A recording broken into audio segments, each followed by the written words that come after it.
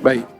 Abu Darda ni dicerita satu hadis daripada Nabi sallallahu alaihi wasallam. Baginda bersabda, "Man radda an irdi akhihi raddallahu an wajhihi nar yaumal qiyamah."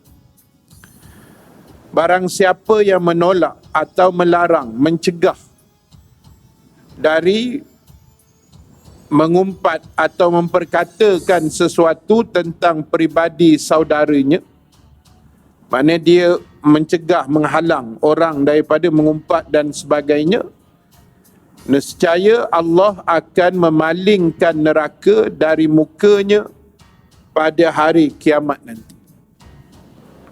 Ini kelebihan. Sebab itu kita kena ingat, apa sahaja yang kita buat di dunia ini,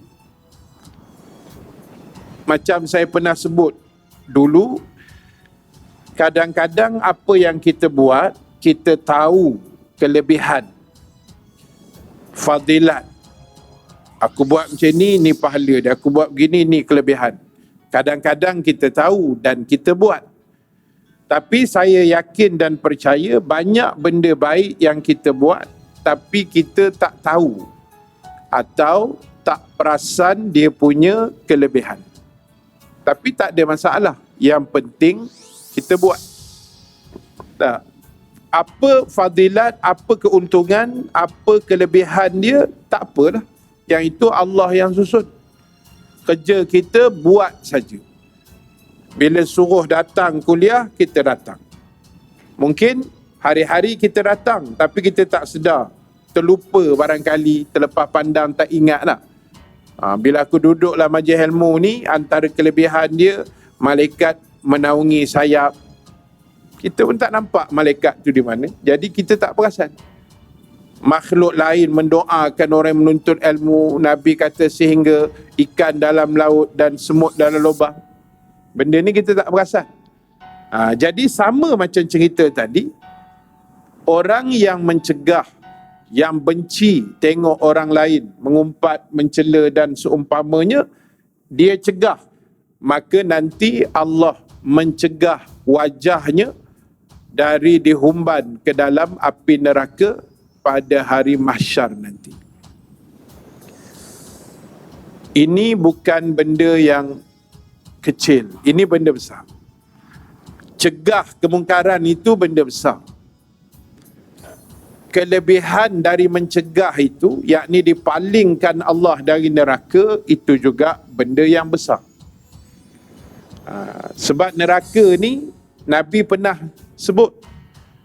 Yalah, Quran pun dah cerita macam-macam kan, ayat-ayat neraka. Tapi kalau kita tengok dalam peristiwa Isra' dan Mi'raj, perjalanan Nabi yang sangat penting, yang sangat besar dari segi hikmah dan sebagainya, maka kita belajar Nabi pernah sampai dan menyinggah. Nabi menyinggah, dalam satu riwayat Nabi sampai depan pintu neraka.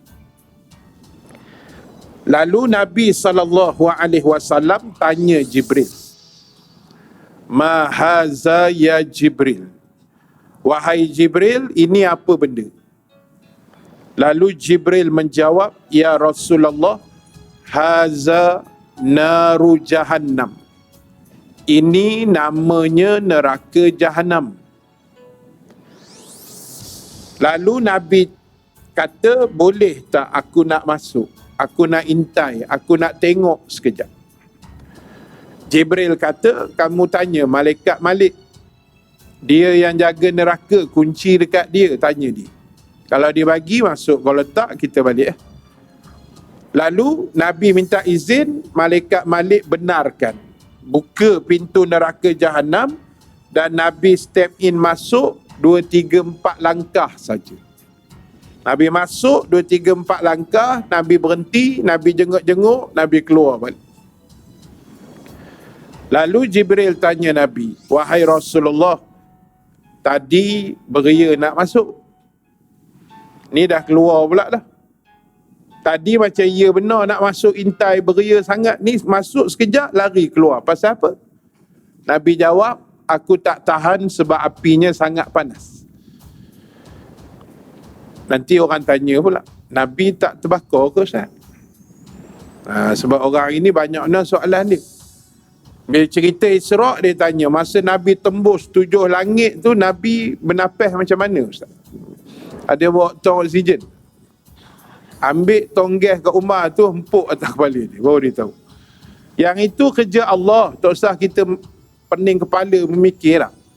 Banyak benda kita nak fikir ni. Masalah negara ni banyak. Tapi nampak dah cantik lah sikit. Jadi tuan-tuan, balik cerita tadi.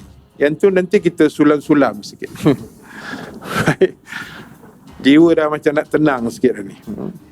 Baik, tuan-tuan, ibu-ibu sekalian, Nabi, orang tanya tak terbakar ke Ustaz? Tak terbakar. Pasal Allah dah sebut, diharamkan api neraka menjamah jasad baginda yang mulia.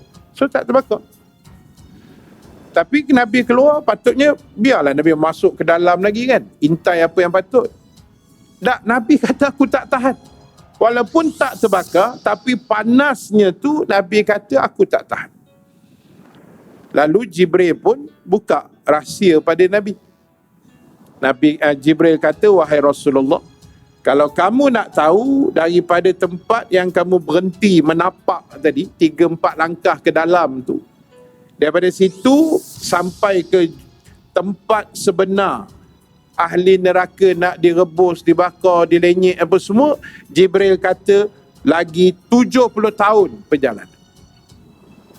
Dasar dia tu, kerak tempat kayu api neraka, tempat nak dilunyaikan ahli neraka ni, lagi 70 tahun ke bawah.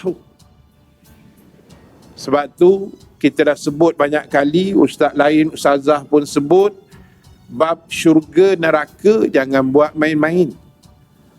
Jangan buat cincai, jangan buat lebih-lebih kurang, jangan buat melawak, jangan. Sebab syurga neraka ni benda tak boleh buat melawak. Sebab dia punya penangan dia bukan, otak memang tak boleh nak mikir punya. Nabi sebut dalam hadis, ibu-ibu sekalian, tuan-tuan, saya baca minggu lepas, pakaian ahli neraka ni Nabi kata pakaian tu dibuat daripada api. Baju ahli neraka daripada api. Lepas tu dia dah pakai baju tu, malaikat datang ambil air panas yang menggelegak punya, betul-betul menggelegak punya, curah atas kepala ahli neraka. Lalu Nabi kata bila curah saja air panas menggelegak dalam neraka, curah atas kepala ni, ubur-ubur ni, terus Nabi kata segala isi perut ni terburai, dan ahli neraka tu nampak benda tu keluar meleleh dekat kaki dia. Isi perut tu meleleh dekat kaki, nampak. Nabi kata nampak. Dan lepas tu elok balik, curah balik, pakai baju, itulah kerjanya sampai ke sudah. Sampai bila? Tak tahu sampai bila, na'udzubillah. Jadi sebab itu bila balik hadis tadi ni, Abu Darda kata berdasarkan hadis Nabi, siapa yang mencegah kan, yang membenci benda-benda yang tak baik ni, Allah akan palingkan wajahnya daripada api neraka di akhirat nanti, insya-Allah.